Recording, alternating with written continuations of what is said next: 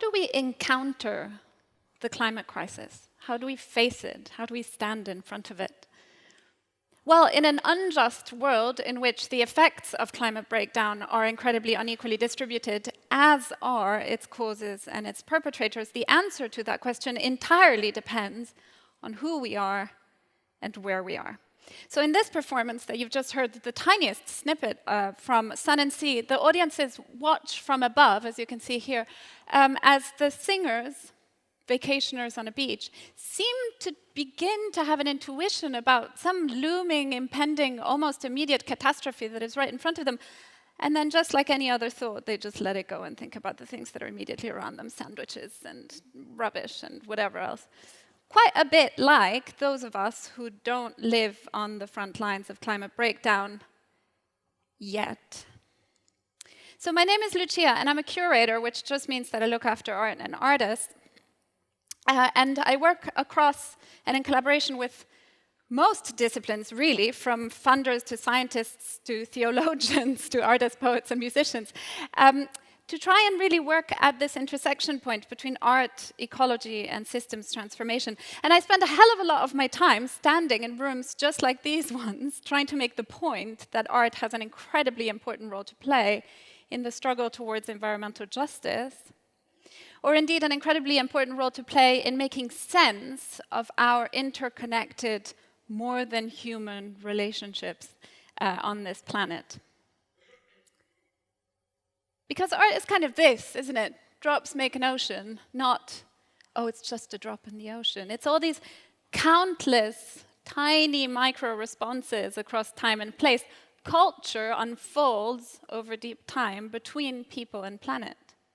And I will share with you now 2 examples of projects that I've been working on that really try and bring this to bear on the way that culture and ecology can meet one another.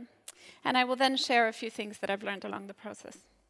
So this is the Serpentine Galleries in London. It's a contemporary art gallery where I spent a lot of time working, almost a decade, and where I developed something called the General Ecology Project, which is a project that I developed in 2018 to try and answer the question, when an organization says in its mission statement that it really cares about sustainability and resilience, what does it really mean?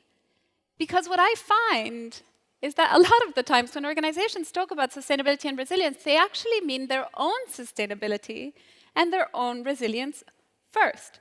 So what I did was I developed a project that tried to look across this question and tried to really encourage an organization. It was a prototype within an art organization, but it could have really been in any organization.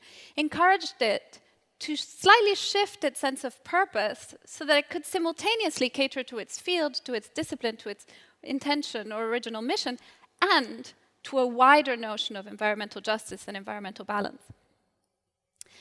In order to make the point that a just and thriving planet ensures thriving organizations and thriving institutions, not the other way around. I'm going to say that again. A just and thriving planet ensures the thriving of our organizations and our institutions, not the other way around.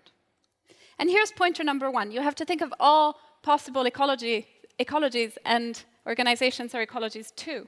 So what I worked on with General Ecology was, yes, public messaging and talking about climate change and programming around climate change, but it was also how do we function within, in relation to our own carbon footprint? How do we work with each other? How do we work in networked relationships with art and non-art organizations? What is the image that the public brings back to us of ourselves? What is our relationship with all of this?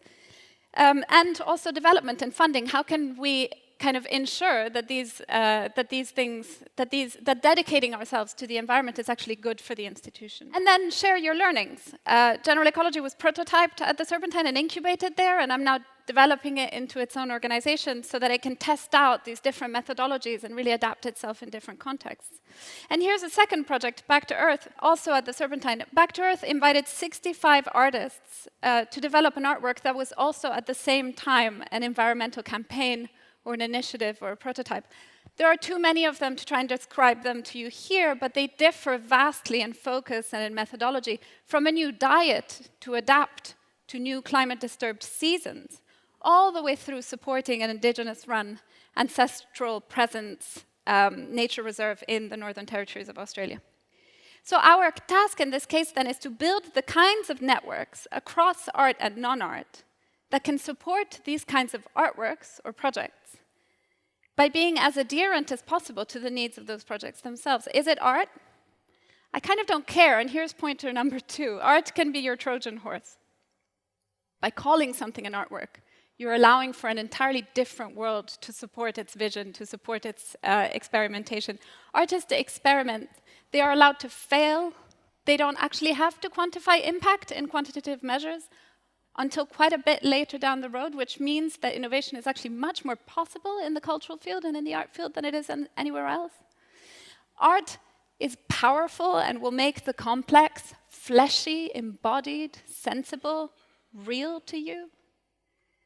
And we also have decades of research that prove, without the shadow of a doubt, that investing effort into embedding art and cultural processes in other fields will radically transform those fields. We know this.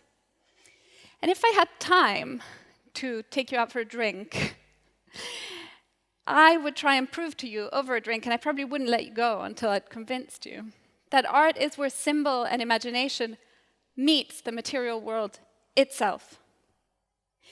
And that art and culture might just be the most resilient technology, the most enduring, the most resilient technology that we as a species have ever come up with to carry across time, across deep time, all the things we learn about our relationship with this more than human planet, and most crucially, about our responsibilities and obligations of care to it and to one another. Thank you.